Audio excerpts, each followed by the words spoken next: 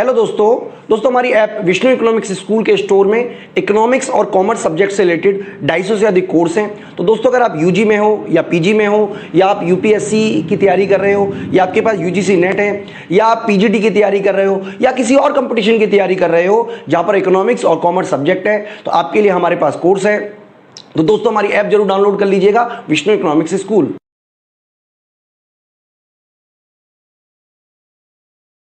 Hello everyone, welcome to today's session. I am Kajol and in this video we are going to discuss remedies for breach of contract. तो इसके previous video में हम recession of contract की remedy discuss कर चुके हैं और अब इस वीडियो में हम 2 रेमेडीज़ डिस्कस करेंगे जो किसी भी अग्रीव्ड पार्टी के पास होंगी अगर ब्रीच ऑफ कॉन्ट्रैक्ट होता है तो। So let's get started. तो अब यहाँ पे जो सेकंड रेमेडी अवेलेबल है किसी भी अग्रीव्ड पार्टी के पास वो है सूट फॉर डैमेजेस, कि वो अग्रीव्ड पार्टी जो है वो अपने जो भी उसे डैमेजेस हुए हैं वो उनके लिए सूट फाइल कर सकती है और उनको फिर बाद में क्लेम कर सकती है। तो अब यहाँ पर क्या है कि डैमेजेस आर मॉनेटरी कंपनसेशन, जो डैमेजेस उसने सफ़र किए हैं तो उसके लिए उसको मॉनेटरी कंपनसेशन मिलता है, मतलब मनी की टर्म्स में उसको कंपनसेट किया जाएगा।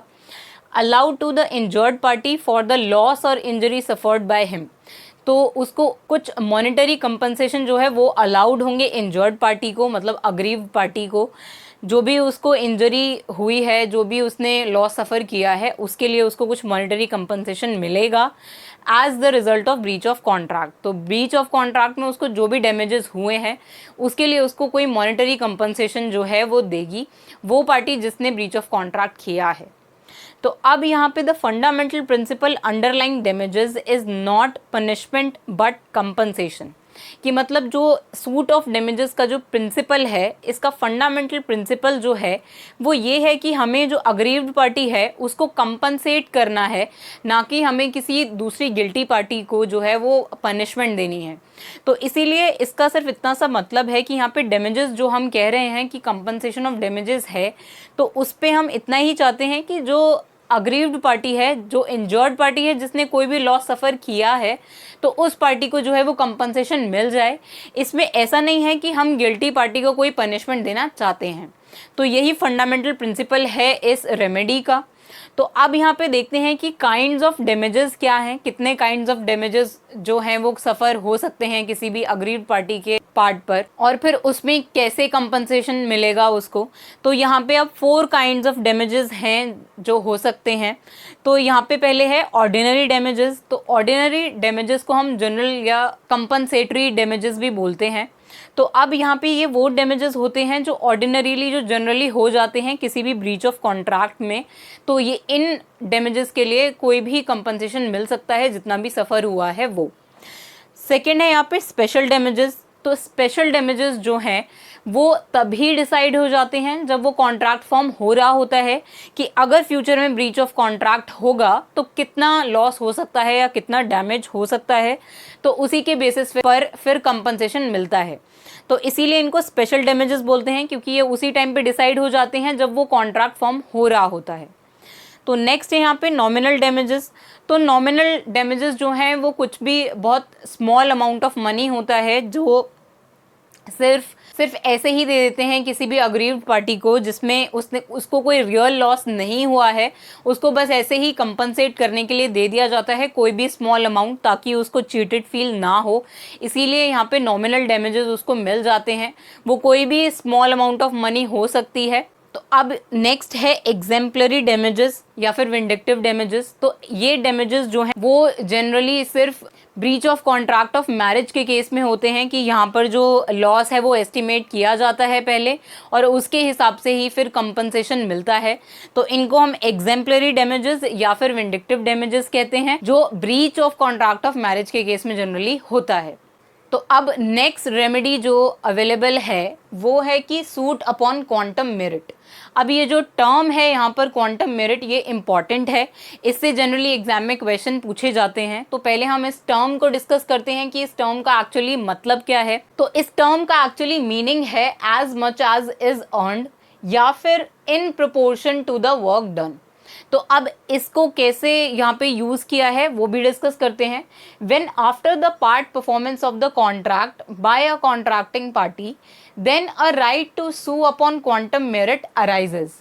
अब यहाँ पे अगर ऐसा होता है कि part performance of the contract हो जाती है, मतलब अगर कोई पूरा कॉन्ट्रैक्ट है और उसकी सिर्फ पार्ट परफॉर्मेंस ही हो पाती है, मतलब वो सिर्फ आधा ही कॉन्ट्रैक्ट जो है वो एक पार्टी परफॉर्म कर पाती है, तो फिर उस केस में क्या होता है, then a right to sue upon quantum meruit arises. तो इस केस में जो दूसरी पार्टी है वो क्वांटम मेरिट के बेसिस पे सू कर सकती है दूसरी पार्टी को उसकी पार्ट परफॉर्मेंस के लिए। इसीलिए यहाँ पर लिखा है in proportion to the work done, जितना भी काम हो गया है उसके लिए सूट फाइल करना, उसके लिए कंपनसेशन के लिए यहाँ पर सूट फाइल हो रहा है। तो ये राइट है दूसरी कॉन्ट्रैक्टिंग पार्टी का कि वो सू अपॉन क्वांटम मेरिट कर सकती है दूसरी पार्टी को, as there is a breach of contract और द कॉन्ट्रैक्ट बिकम्स वॉइड। क्योंकि इस केस में भी जब पार्ट परफॉर्मेंस भी हो रहा है तो इसका मतलब है कि कुछ अनपरफॉर्म भी रह गई होगी एक्टिविटी। अगर कोई आधी एक्टिविटी परफॉर्म हो गई है तो आधी रह भी गई होगी, तो इसीलिए यहाँ पर उसी एक्टिविटी को बाद में परफॉर्म करने के लिए उस पर कंपनसेशन लेने के लिए ही क्वांटम मेरिट के बेसिस पे कोई भी कॉन्ट्रैक्टिंग पार्टी जो है वो सू करती है दूसरी कॉन्ट्रैक्टिंग पार्टी को। तो अब यहाँ पे जो है वो ये क्यों लिखा है कि द कॉन्ट्रैक्ट बिकम्स वॉइड, इसका मतलब है कि जब कॉन्ट्रैक्ट फॉर्म हुआ था तब तो वो एक वैलिड कॉन्ट्रैक्ट था, लेकिन बाद में कुछ ऐसे सर्कमस्टांसेस हो जाते हैं जिससे वो कॉन्ट्रैक्ट बाद में वॉइड बन जाता है।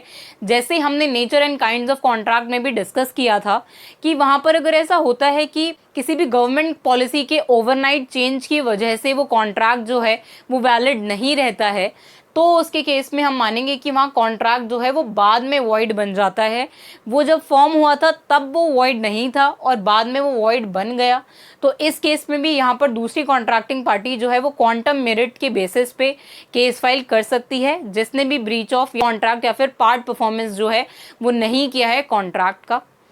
तो अब रेमेडी में be availed either without claiming damages, मतलब यहाँ पे रेमेडी क्लेम की जा सकती है जिसमें जो दूसरी कॉन्ट्रैक्टिंग पार्टी है वो अपने जो डैमेजेस हुए हैं वो क्लेम ना करती, और in addition to the damages for the breach of contract, और डैमेजेस क्लेम करने के साथ साथ वो रेमेडी को भी क्लेम कर सकती है। मतलब या तो वो सिर्फ डैमेजेस क्लेम ना करके सिर्फ रेमेडी ही क्लेम कर सकती है या फिर वो रेमेडी के साथ साथ डैमेजेस भी क्लेम कर सकती है। तो इसमें यहाँ पे वो जो अग्रीव्ड पार्टी है या जो इंजर्ड पार्टी है उसके पास दो ऑप्शंस हैं। Claim reasonable compensation only for work done, मतलब कि वो रीजनेबल कंपनसेशन ले ले जितना भी काम उसने उस कॉन्ट्रैक्ट के अंदर कर दिया है उसके बदले में, या फिर claim reasonable compensation for the part performance, मतलब जो भी परफॉर्मेंस उसने कर दी उसके लिए वो कंपनसेशन ले ले, and damages for the remaining unperformed part, और जो भी अनपरफॉर्म्ड पार्ट रह गया है ब्रीच ऑफ कॉन्ट्रैक्ट की वजह से तो वो उस अनपरफॉर्म्ड पार्ट के लिए भी जो कंपनसेशन है या फिर वो जो डैमेजेस उसको हुए उस अनपरफॉर्म्ड पार्ट की वजह से तो वो उनको भी क्लेम कर सकती है। तो वो यहाँ पे सिर्फ रीजनेबल कंपनसेशन क्लेम कर रही है जितना उसने काम कर दिया उसके बदले में, और यहाँ पे वो पार्ट परफॉर्मेंस के लिए भी डैमेजेस क्लेम कर रही है, और वो जितना पार्ट अनपरफॉर्म्ड रह गया वो उसके लिए भी उसको जो नुकसान हुआ जो डैमेजेस हुए उसके लिए भी वो कंपनसेशन मांग रही है। तो अब इसको हम एक एग्जांपल से समझ लेते हैं। मान लेते हैं एक्स एंड वाई के बीच में एक कॉन्ट्रैक्ट होता है और यहाँ पे वाई जो है वो एक कॉन्ट्रैक्टर है।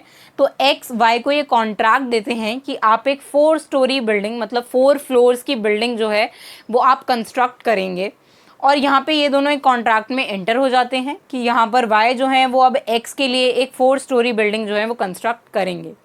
लेकिन अब इसमें आगे क्या होता है कि एक्स जो है वो जब 2 स्टोरीज जो हैं वो कंस्ट्रक्ट हो जाती हैं उसके बाद एक्स ऐसा बोल देते हैं कि अब आप काम छोड़ दीजिए, अब उसे आगे काम नहीं कराना, जो रिमेनिंग 2 स्टोरीज रह गई हैं वहाँ पर वो उसे कंस्ट्रक्ट नहीं करवानी। तो यहाँ पे क्या हुआ, यहाँ पे एक्स के पार्ट पर यहाँ पे ब्रीच ऑफ कॉन्ट्रैक्ट हुआ। अब वाई ने सारा मटेरियल जो है बिल्डिंग का वो 4 स्टोरी बिल्डिंग के कैलकुलेशन से लिया था, लेकिन अब यहाँ पे बीच में ही ब्रीच ऑफ कॉन्ट्रैक्ट कर दिया पार्ट परफॉर्मेंस के बाद।